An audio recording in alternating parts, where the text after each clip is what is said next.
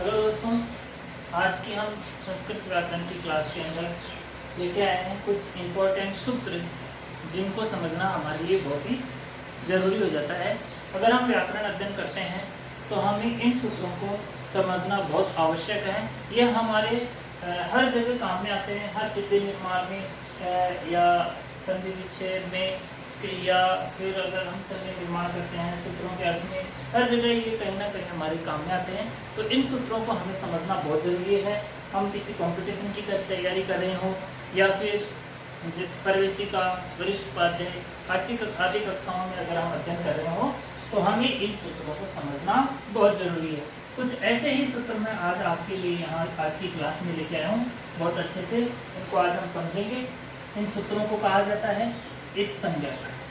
इन सूत्रों को कहा जाता है इत संज्ञक, मतलब ये संज्ञा करते हैं इत। कौन सी संज्ञा करते हैं? इत। इत संज्ञा के बारे में हम थोड़ा सा समझ लेते हैं कि इत क्या होता है।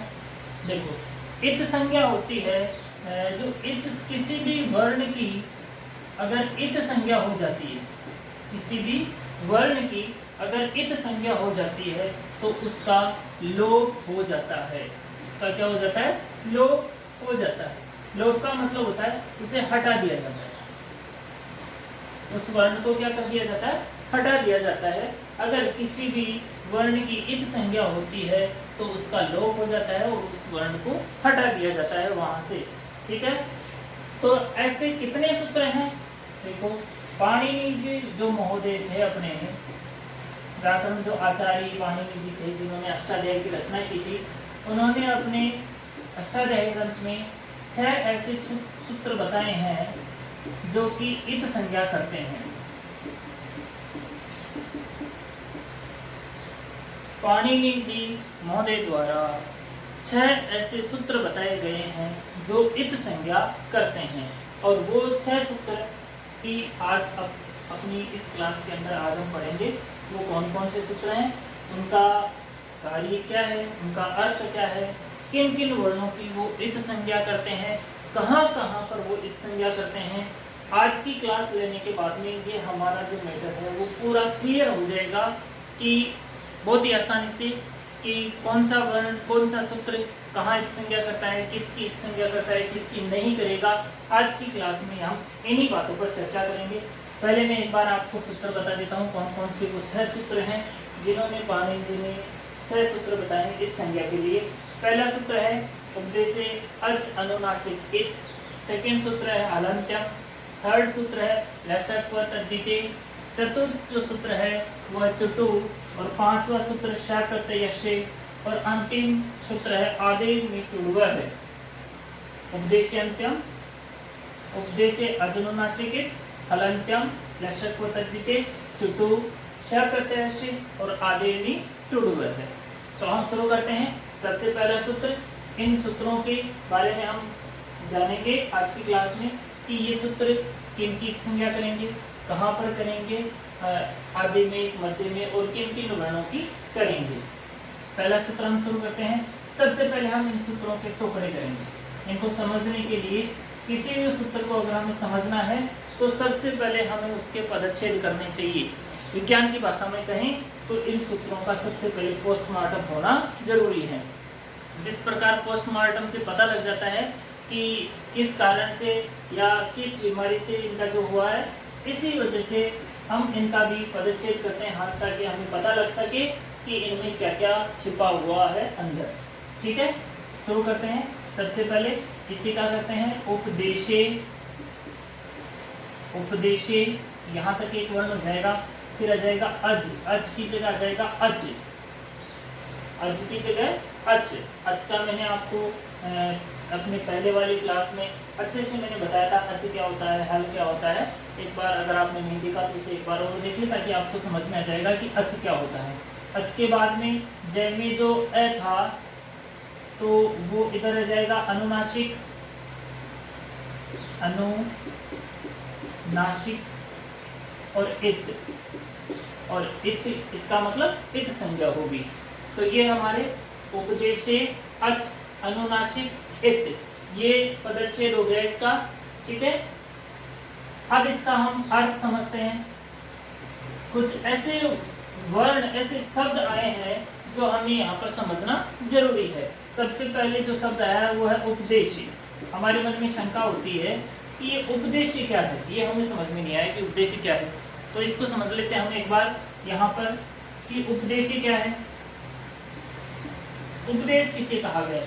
हलन्त्यम जो सूत्र होता है उसकी जब हम वृत्ति पढ़ते हैं, उपदेशे आद्योच्चारणम ऐसे लिखा होता है, उपदेशे आदि उच्चारणम, उपदेशे आदि उच्चारणम। उपदेश उसे कहा गया है जिसका उच्चारण आदि, आदि यानी शुरू में, आदि अंत जो अपने पहले क्लास में पढ़ा था उसके अंदर बताया गया है। आदि यानी शुरू में जिन वर्णों का उच्चारण किया गया उन्हें उपदेश कहा जाता है।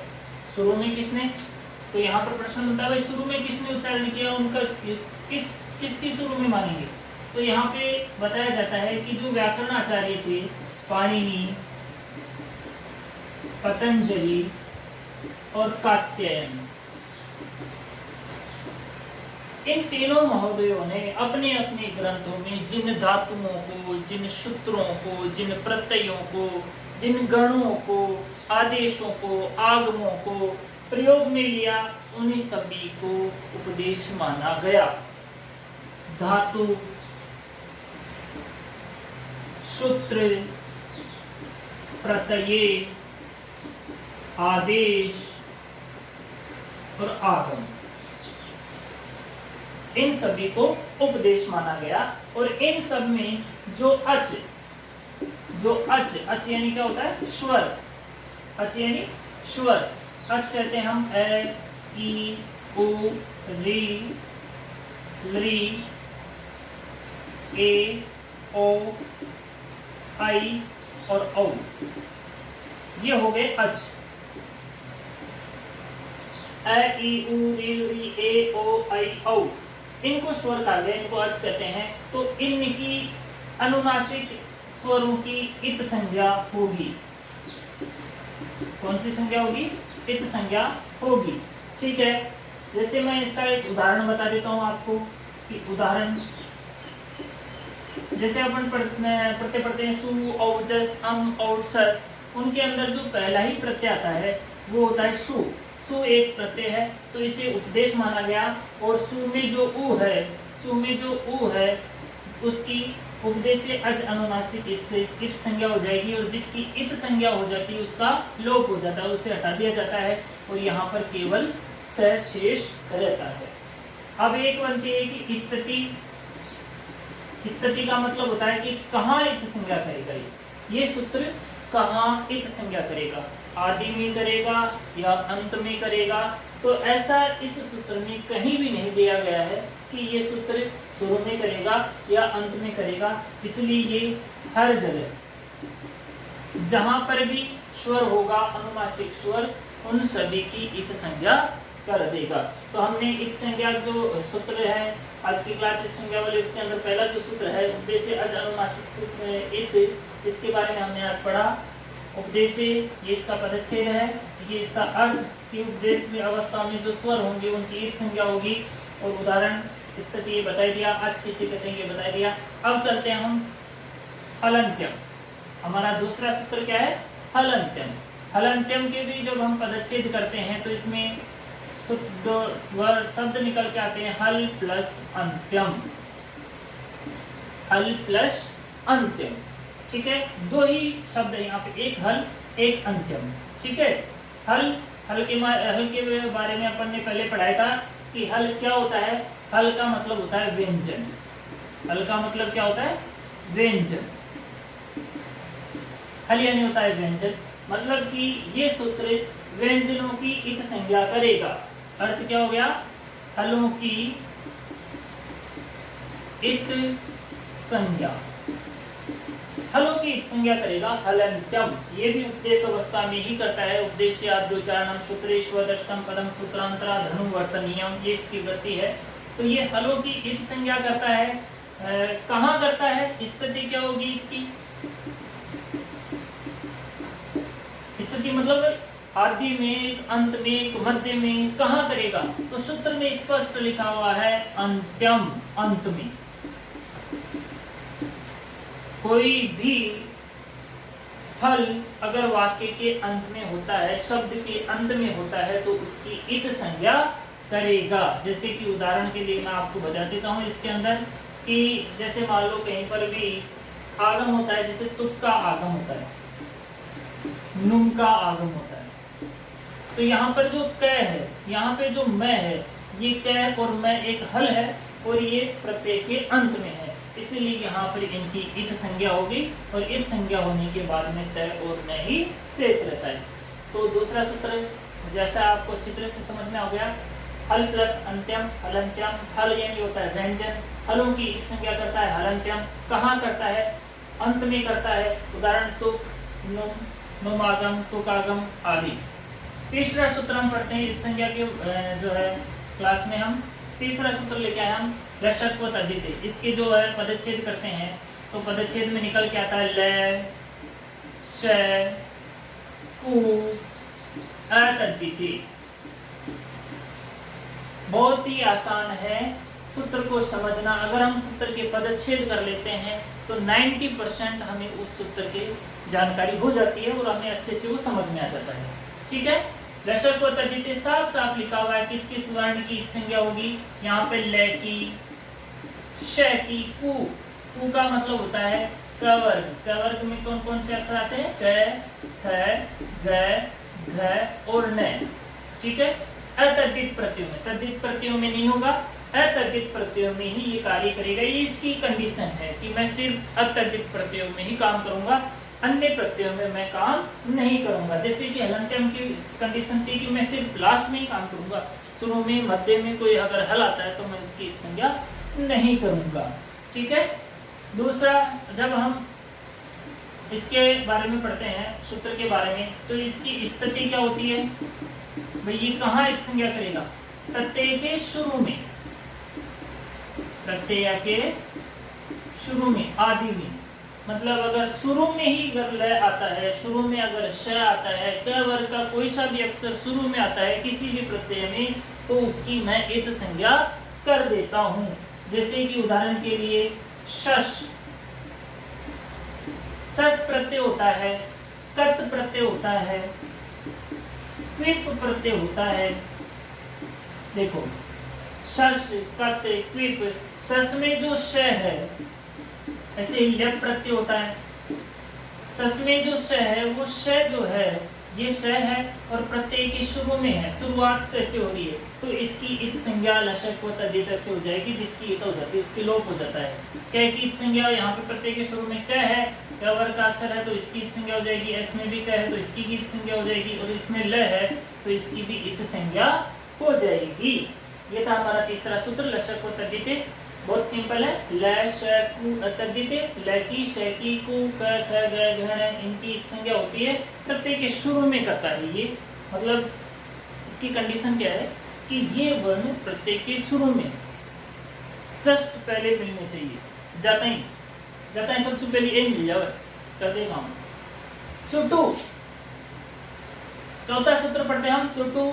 चुटू में जब हम पदच्छेद करते हैं बहुत सरल है, चू और टू दो वर्ण मिलते हैं, एक चू एक टू, दोनों ही वर्ग हैं, चू वर्ग और टू वर्ग। चू वर्ग छ, छ, ज, झ और ज्ञ। टू वर्ग ट, ठ, ड, ढ और न। इन 10 अक्षरों की इत संज्ञा करता है चुटू। जैसे क वर्ग की संज्ञा लशक व तद्धिते करता है, वैसे च वर्ग और ट वर्ग की संज्ञा चुटू करता है।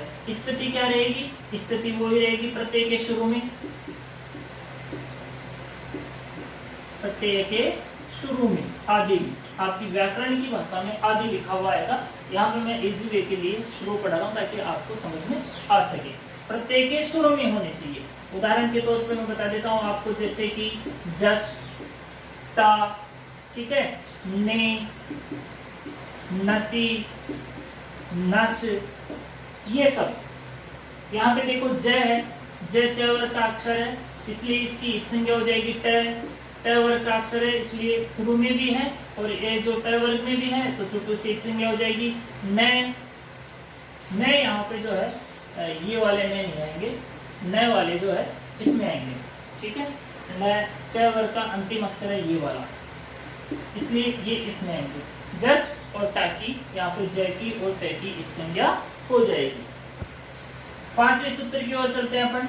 शह प्रत्ययस्य, शह प्रत्ययस्य के पदच्छेद करने की जरूरत नहीं है इसमें। अपने को दिख रहा है यहाँ पे दो ही शब्द हैं, एक तो शह है, एक प्रत्यय है। शह प्रत्यय, शह प्रत्यय क्या कहना चाहता है? स की इत संज्ञा करता हूं, कहां करता हूं? प्रत्यय में। इत संज्ञा किसकी होगी? स की इत संज्ञा, केवल स की। ठीक है, केवल स की इत संज्ञा होगी और कहां होगी? प्रत्यय के शुरू में। स्थिति क्या होगी इसकी? प्रत्यय के शुरू में, प्रत्यय के शुरू में स की इत संज्ञा होगी। ठीक है, उदाहरण शप, शप एक प्रत्यय होता है, श और फ होता है। देखो इसमें स है प्रत्यय के शुरू में, इसलिए इसकी इत संज्ञा हो जाएगी और यहाँ पर केवल फ शेष रहेगा। श प्रत्यय से केवल श की इत संज्ञा करता है, ध्यान रखना। इसमें लिखा हुआ श प्रत्यय से, कौन सा स है वो आप अच्छी तरह से देख लें। श प्रत्यय से स की इत संज्ञा होगी, प्रत्यय के शुरू में होना चाहिए। उदाहरण श। छठा और अंतिम एक संज्ञा का अपना जो सूत्र है वो है आदि नी टुड वह है। इसके पदच्छेद करते हैं, अच्छे से अपने को समझ में आ जाएगा इसका। इसके टुकड़े करते हैं।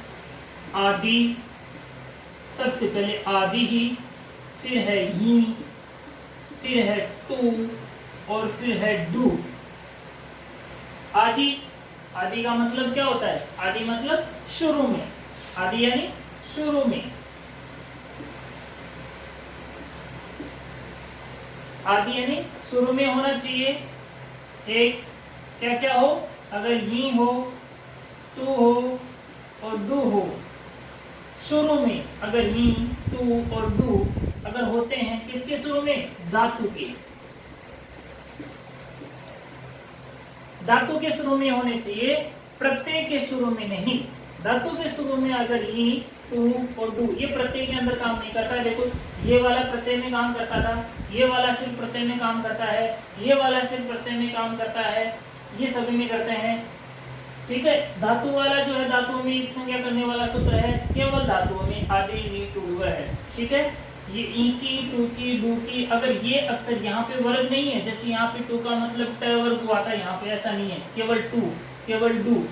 ठीक है, तो उनकी इत संज्ञा होगी। जैसे मैं ही वाला उदाहरण आपको मैं बता देता हूँ। एक धातु आती है नी भी, उसमें शुरुआत में ही है, इसलिए आदि नी टू वह से उसकी इत संज्ञा हो जाएगी। टू वाला उदाहरण है, एक धातु आती है टुन्नति, टू शुरू में, इसलिए टू की संज्ञा हो जाएगी, केवल नदी शेष रहेगा। और व्याकरण के अंदर जो धातु है अपने यहाँ पे, वो धातु है डुक्रिय धातु। यहाँ पर भी डू शुरू में है, इसलिए इसकी संज्ञा हो जाएगी और यह की हलंतम से संज्ञा हो जाएगी। केवल यहाँ पर क्रिय शेष रहेगा, जिससे व्याकरण बनता है विराम उपसर्ग पूर्वक डुक्रिय धातु, इसमें से क्रिय शेष रहता है। तो आज की क्लास में हमने पढ़ा इत संज्ञक सूत्र। 6 इत संज्ञक सूत्र होते हैं पाणिनि जी महोदय के द्वारा। पहला उपदेश्य जनुनासिक इत, हलंत्यम, लशक प्रत्यय, चुटु, श प्रत्यय से, आदि नी टुड वह है। और ये तो उपदेश था, उपदेश किसे कहते हैं। अगर आपको इसे और भी इजी बनाना है, बहुत सरल बनाना है, तो आपको क्या करना है? एक टेबल बनाना है। आप एक बार इसका स्क्रीनशॉट ले सकते हैं याद रखने के लिए, बाद में लिखने के लिए। अगर आप अपनी कॉपी में लिखना चाहें तो इसका एक बार स्क्रीनशॉट ले लें, फिर मैं आपको टेबल बताता हूँ इसकी टेबल कैसे दें। ठीक है, टेबल बनानी है। हम टेबल कैसे बनाते हैं? आप इसमें सबसे पहले सूत्र लिखिए, फिर इत संज्ञक वर्ण, इत संज्ञक वर्ण लिखेंगे। दूसरी जगह भाई कौन कौन से वर्णों की इत संज्ञा होगी, और इसमें लिखेंगे स्थिति, आदि में होगी या शुरू में होगी या अंत में होगी। एक चीज और हम इसमें ऐड कर सकते हैं, इसमें चौथा कॉलम हम ऐसे बना करके और आगे लिख सकते हैं कि प्रत्यय में या धातु में। ठीक है। वैसे धातुओं का सिर्फ आदेमी पूर्वग्रह यही है, बाकी ये तो धातु प्रत्यय समय करता है, ये भी समय करता है। ये 3 सूत्र जो है आपके प्रत्यय में करते हैं। आपकी इच्छा अनुसार आप चाहो तो इसे बना लेना, फिर इसमें नंबर लगा के 1 number, 2 number, 3 number, 4 number, 5 number, 6 number लगा करके अच्छे से अपने को सारा इसकी परफेक्ट हो जाएगी। ठीक है, आज की क्लास में इतना ही पढ़ते हैं अपन। अगर आपको अच्छा लगा हो तो आप सब्सक्राइब करिए चैनल, लाइक करिए और शेयर करिए। थैंक्स, धन्यवाद।